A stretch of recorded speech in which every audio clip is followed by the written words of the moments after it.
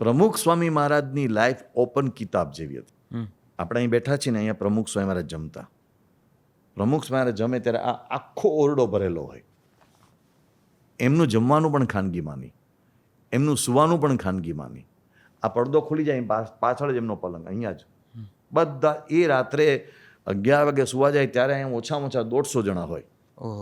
એમની આંખો મીચાય, લાઇટ બંધ થાય ત્યાં સુધી બધા હાજર હોય. હું આપને કદાચ બહુ ઓછી જાણ હશે એવી એક વાત કરું જી કે પ્રમુખ સ્વામી મહારાજ 17,000 કરતાં વધારે ગામડાઓમાં રૂબરૂ ગયેલા. એ સતત પરિભ્રમણશીલ હતા. જેમ ભગવાન સ્વામિનારાયણ સતત પરિભ્રમણશીલ રહ્યા હતા, એમ પ્રમુખ સ્વામી મહારાજ સતત પરિભ્રમણશીલ રહેલા.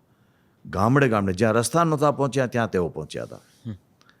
અને ગામડાઓમાં જઈને ગામડાઓની જે તકલીફો, ગામડાઓના લોકોની તકલીફો એમણે જાણી હતી અને એમણે ઠેર ઠેર મદદ કરી. એમણે એક બાબત જોઈ કે ગામડાઓમાં દવાખાનાની તકલીફ છે, તો એમણે આપણે 108ની ગુજરાતમાં શરૂઆત થઈ તે પહેલાં ઘણા સમય પહેલાં ફરતા દવાખાનાઓ શરૂ કર્યા હતા.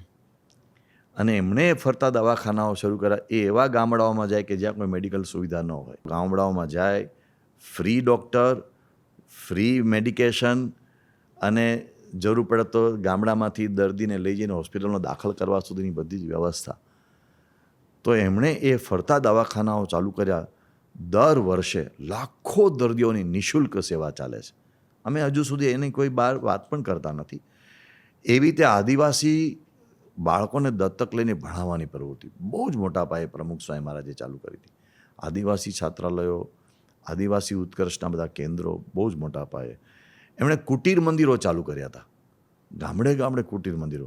કારણ કે એ આદિવાસી ગામડાઓમાં આપણા ગુજરાતના 5 આદિવાસી ક્ષેત્રો, એક અહીંયા પોશીના ક્ષેત્ર સાબરકાંઠામાં આવ્યું, બીજું વડોદરા પાસે જેને આપણે જેતપુર, પાવી ને એ બધો એરિયા કહે છે ત્યાં, ગોધરા પાસે, પછી આગળ બોડેલીને ત્યાં એક ક્ષેત્ર, એવી રીતે સિલવાસા, દાદરા નગર હવેલી, અને એવી રીતે ધરમપુર, ડાંગ.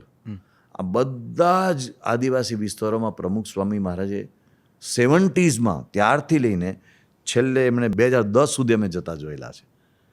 એટલું એમણે વિચરણ કર્યું છે.